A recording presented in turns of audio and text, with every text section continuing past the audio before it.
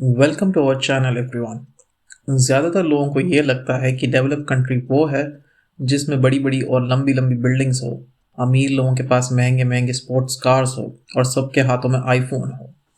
लेकिन ये सब चीज़ें होने की वजह से कोई भी कंट्री डेवलप नहीं कहलाती है, बल्कि कोई भी कंट्री को डेवलप कहलाने के लिए उसका HDI यानी ह्यूमन डेवलपमेंट इंडेक्स हाई होना चाहिए। ह्यूमन डेवलपमेंट इंडेक्स काफ़ी सारी चीज़ों पर डिपेंड करता है। HDI रेटिंग को कुछ इस तरीके से बनाया गया है। अगर किसी कंट्री की HDI वैल्यू 0.8 से ज़्यादा है तो वो कंट्री वेरी हाईली डेवलप कहलाती है। अगर कोई कंट्री का HDI वैल्यू 0.7 से 0.799 तक है तो ऐसी कंट्री डेवलप कहलाती है। अगर किसी कंट्री की HDI वैल्यू 0.55 से लेकर 0.699 तक है तो वो कंट्री डेवलपिंग कंट्री कहलाती है। इसी तरीके से किसी कंट्री की HDI वैल्यू 0.55 से भी कम है तो वो कंट्री अंडर डेवलप कहलाती है। इससे पहले कि हम लोग HDI समझे और वो किन फैक्टर्स पे डिपेंड करता है समझे, आइए देखते हैं कि दुनिया की टॉप 10 डेवलप कंट्रीज कौन से है जिसका HDI बहुत हाई है। जैसा कि आप ये लिस्ट देख सकते हैं, इस लिस्ट में सबसे पहले आता है स्विट्जरलैंड जिसकी HDI वैल्यू है 0.962। इसका मतलब ये हुआ कि स्विट्जरलैंड के सिटीजन्स एक बहुत ही अच्छी ज़िंदगी जी रहे हैं और उनके पास काफ़ी सारी फैसिलिटीज़, काफ़ी सारे अपॉर्चुनिटीज़ और स्विट्ज़रलैंड में काफ़ी ग्रोथ और डेवलपमेंट है। उसी तरीके से सेकंड पे नॉर्वे, फिर आइसलैंड, फिर हांगकांग, फिर ऑस्ट्रेलिया, उसके बाद डेनमार्क, स्वीडन, आयरलैंड, जर्मनी और 10th पे नीदरलैंड्स होता है। इन सभी कंट्रीज़ की HDI वैल्यू 0.941 या उससे ज़्यादा है। और एक बात इसमें नोटिस करने वाली ये है कि इसमें अक्सर कंट्रीज़ यूरोप में है।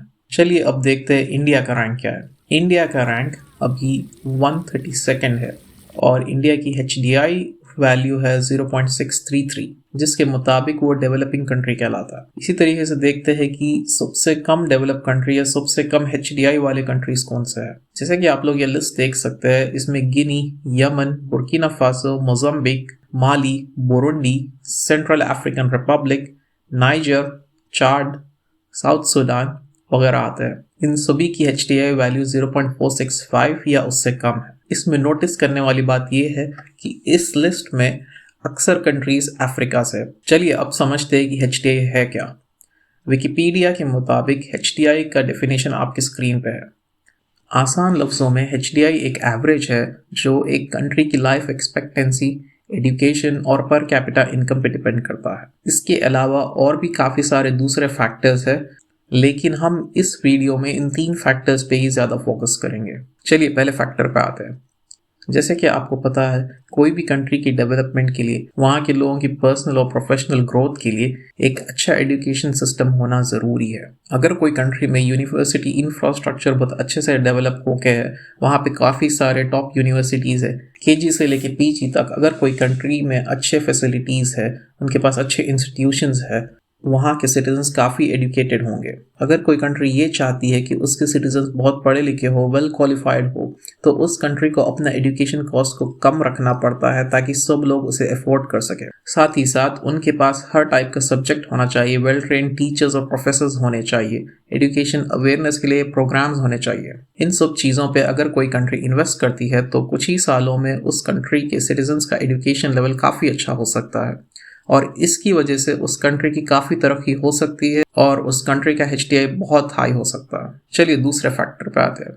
जैसे कि आप सब लोग जानते हैं, लाइफ एक्सपेक्टेंसी एक एवरेज लाइफ सिटीजन्स की दिखाता है। डेवलप कंट्रीज में लोग 80 साल से भी ज़्यादा जीते हैं on an average. Life expectancy काफ़ी सारे फैक्टर्स पे डिपेंड करती है, जैसे कि फूड क्वालिटी, पोल्यूशन, लोगों का fitness level, health care infrastructure, medical technology वगैरह। फूड क्वालिटी बहुत ही ज़रूरी होती है। अगर एक कंट्री में अडल्ट्रेटेड फूड यानी ख़राब या काफ़ी ज़्यादा केमिकल फर्टिलाइज़र वाला खाना ही मिलता है मार्केट में, तो इसके काफ़ी सारे साइड इफ़ेक्ट्स होते हैं। साथ में अगर उस कंट्री में पोल्यूशन भी ज़्यादा हो तो फिर इसके चांसेस बहुत ही कि लोग बीमार होने लगते हैं। और जब लोग बीमार होते हैं और हॉस्पिटल्स में जाते हैं तो वहाँ का इंफ्रास्ट्रक्चर कैसा है, डॉक्टर्स कितने क्वालिफाइड है, उनकी मशीन्स और डिवाइसेस कितनी अपडेटेड है, कितनी लेटेस्ट है, इन सब चीज़ों का ख्याल रखना बहुत ज़रूरी है। अगर कोई ऐसी कंट्री है जहाँ ना ज़्यादा क्वालिफाइड डॉक्टर्स है, ना प्रॉपर हॉस्पिटल्स है, फिर तो वहाँ लोग छोटे मोटे बीमारियों से ही मरने लग जाते हैं। अब हम बात करेंगे पर कैपिटा इनकम की। पर कैपिटा इनकम यानी एक कंट्री के सिटीजन्स की एवरेज सैलरी कितनी है। क्या वो लोग अपनी एवरेज सैलरी में आराम से सर्वाइव कर सकते हैं? उनके घर का खर्चा, खाने पीने का खर्चा और दूसरे खर्च पूरे होते हैं या नहीं।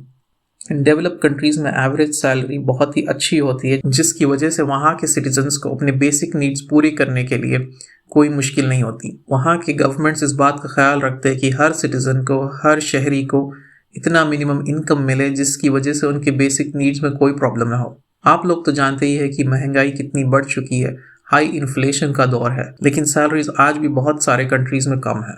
इन सब फैक्टर्स के अलावा एक कंट्री का डेवलपमेंट इस बात पे भी डिपेंड करता है कि वहाँ की लीडरशिप कैसी है। अगर तो कोई कंट्री की लीडरशिप करप्ट है, फिर वहाँ ग्रोथ होना बहुत ही मुश्किल हो जाता है। कुछ मिनिस्टर्स, ब्यूरोक्रेट्स और टॉप बिजनेसमैन में ही सारा पैसा घूमते रहता है और आम आदमी को ज़्यादा कुछ नहीं मिलता है। एक कंट्री का डेवलपमेंट उसकी स्टेबिलिटी, इकोनॉमिक ग्रोथ, फैक्ट्रीज और कंपनीज के जरिए, दूसरे कंट्री से अच्छे ट्रेड और बिजनेस रिलेशंस के जरिए, साइंटिफिक रिसर्च और डेवलपमेंट के जरिए इम्प्रूव होते हैं। एक सिंपल लाइन में अगर कहा जाए तो डेवलप कंट्री उस कंट्री को कहते हैं जहाँ पे सबसे कमज़ोर लोग, जैसे कि हैंडीकैप लोग, भी अपनी ज़िंदगी आराम से गुजार सकते हैं, उनके पास भी सारी सहूलतें हों और वो अपने रोज़मर्रा के काम आराम से कर सकते हैं।